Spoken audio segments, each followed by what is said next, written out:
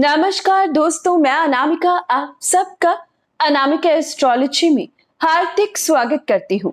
आज हम बात करेंगे उन 6 गलतियों की जिससे आप माँ लक्ष्मी को रुष्ट कर सकते हैं। वो 6 गलतियां जो धन हानि करवाएंगी, वो 6 गलतियां जो दरिद्रता का योग देंगी। जी हाँ दोस्तों, हम बात करेंगे किस प्रकार से माँ लक्ष्मी को प्रसन्न रखें और कैसे गलतियों से बचे ताकि माँ लक्ष्मी रुष्ट ना हो। आज की वीडियो प्रत्येक व्यक्ति, प्रत्येक राशि के लिए बहुत ही अहम जानकारी है। प्रत्येक व्यक्ति को देखना चाहिए कौन सी छोटी छोटी गलतियां आपको राजा से रंक बना सकती हैं, या फिर अगर पहले से धन की कमी है तो कभी भी इस कमी को आप दूर नहीं कर पाओगे। ऐसी ही स्थिति जिंदगी भर बनी रहेगी। तो दोस्तों, आज की वीडियो प्रत्येक व्यक्ति को देखनी चाहिए। ज्यादा से ज्यादा शेयर कीजिएगा, लाइक कीजिएगा और कमेंट बॉक्स में जय माँ लक्ष्मी लिखकर जानकारी की शुरुआत कीजिएगा। आगे बढ़ने से पहले दोस्तों मैं बताना चाहूंगी, जो लोग कुंडली का विश्लेषण करवाना चाहें या फिर बर्थ डिटेल्स नहीं है, हस्तरेखा विश्लेषण चाहें तो वीडियो की स्टार्टिंग में व्हाट्सएप नंबर दिया है, टेक्स्ट कर इंक्वायरी करें, अपॉइंटमेंट फिक्स करें। अपनी हर प्रॉब्लम का सही, सटीक और सरल समाधान जानें। प्रॉब्लम को झेलने से अच्छा है उसका सही समाधान करें और जीवन को सरल बनाएं। अभी बात कर रहे हैं वो 6 गलतियां जो आपके जीवन में माँ लक्ष्मी को रुष्ट कर सकती हैं। दोस्तों, हालांकि गलतियां तो बहुत सी हैं, लेकिन ये 6 मेजर ऐसी गलतियां हैं जिस पर अगर आपने ध्यान दे लिया तो यकीन मानिए ड्रास्टिक चेंज आपको अपने धन वृद्धि में दिखाई देगा। इस कलयुग में कोई भी व्यक्ति ऐसा झूठ नहीं बोल सकता कि उसे धन की आवश्यकता नहीं है। अपनी जिंदगी को, अपने जीवन को यापन करने के लिए धन सबसे अहम भूमिका निभाता है और इसी धन को जोड़कर रखना बहुत ही मुश्किल काम है, क्योंकि माँ लक्ष्मी का कारक है धन और माँ लक्ष्मी चंचल स्वभाव होने की वजह से एक जगह ज्यादा देर तक टिकती नहीं है। माँ लक्ष्मी चंचल स्वभाव की है, एक से दूसरे घर बहुत जल्दी पहुंच जाती हैं। सिर्फ आपकी एक गलती और माँ लक्ष्मी आपसे रुष्ट हो सकती हैं। और दोस्तों, ये भी बताया गया है, हमारे पुराणों में साफ साफ लिखा है कि माँ लक्ष्मी की बहन अलक्ष्मी हमेशा दरवाजे पर ताक लगाए बैठी हैं। जब माँ लक्ष्मी इस घर से जाए तो अलक्ष्मी का आगमन हो। ऐसी स्थिति कई लोगों ने देखी होगी कि घर धन धान्य के भंडार से भरा था, लेकिन अब कुछ नहीं है। ऐसी स्थिति तभी आती है जब आपकी एक गलती माँ लक्ष्मी का जाना और अलक्ष्मी के आने का योग बना देती है।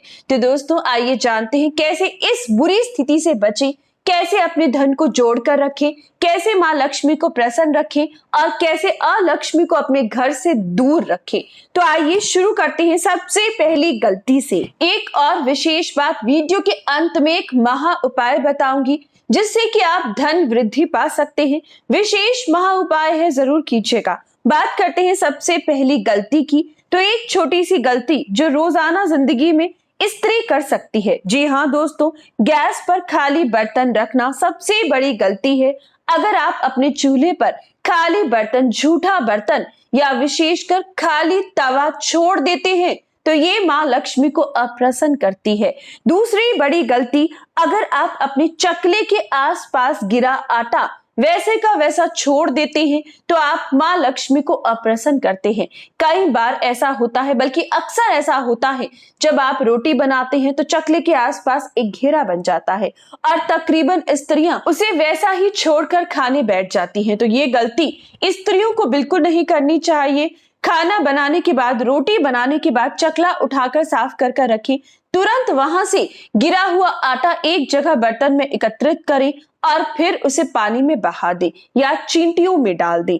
अगली बड़ी गलती जो अक्सर स्त्रियां करती हैं, संध्या के समय झाड़ू लगाने की। जी हाँ दोस्तों, दिन छिपने के बाद झाड़ू लगाना पूरी तरीके से माँ लक्ष्मी को अप्रसन्न करता है। अलक्ष्मी का आगमन घर में होता है। संध्या के समय घर में झाड़ू फेरना उसी प्रकार से है जैसे कि धन पर से झाड़ू फेर देना।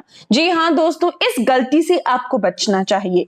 अगली बड़ी गलती, घर का नॉर्थ ईस्ट कॉर्नर, जहां पर भगवान कुबेर का, माँ लक्ष्मी का वास माना जाता है, कभी भी नॉर्थ ईस्ट कॉर्नर में फिजूल का सामान नहीं रखना चाहिए।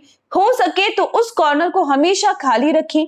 वहां पर शुक्रवार के दिन नमक का पोछा लगाएं और घी का दीपक शुक्रवार के दिन और सरसों के तेल का दीपक शनिवार के दिन नॉर्थ ईस्ट कॉर्नर में लगाना बहुत ही शुभ माना जाता है।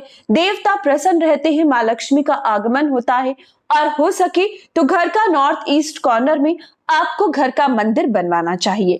अगली बड़ी गलती जो अक्सर इंसान करता है वो ये कि घर की लक्ष्मी यानी कि घर की स्त्री का आदर ना करना। जिस परिवार में, जिस घर में घर की स्त्री का आदर सम्मान नहीं किया जाता, गाली गलौज की जाती है, उसे मारा पीटा जाता है, वहां से माँ लक्ष्मी कभी भी खुश नहीं रहती हैं।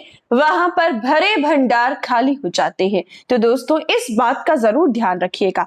अगली बड़ी गलती अगर हम बात करें तो वो ये रहेगी कि राशि अनुसार, साथ ही साथ लगन अनुसार, दोस्तों ध्यान से सुनिए, राशि अनुसार और लगन अनुसार आपको अपने धनेश, अगर आपकी लगन कुंडली में या राशि कुंडली में अगर आपका धनेश मजबूत स्थिति में है तो आपको अपने धनेश को, धन के स्वामी की चीजों को, धन के स्वामी के कारक वस्तुओं का दान कभी भी नहीं करना चाहिए।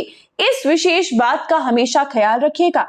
अगर आप नहीं जानते कि राशि अनुसार या लगन अनुसार आपका धनेश क्या है, कौन सी चीजें हैं जिसका आपको दान नहीं करना है, तो उसके लिए लगन कुंडली का विशेष आपको विश्लेषण करवाना चाहिए। वीडियो की स्टार्टिंग में व्हाट्सएप नंबर दिया है और इस गलती से बचना चाहिए। अगर आप ये गलती बार बार कर रही हैं तो बहुत जल्द माँ लक्ष्मी आपसे रुष्ट हो सकती हैं। आप अपने हाथों से अपने धन के स्वामी का दान कर रही हैं। अगली बड़ी गलती वो है जिसके बारे में शायद कम ही लोग जानते हैं, लेकिन अब जानने के बाद इस गलती को बिल्कुल मत कीजिएगा और अगर कर चुके हो तो जरूर आप देख रहे होंगे उसका क्या रिजल्ट मिल रहा है।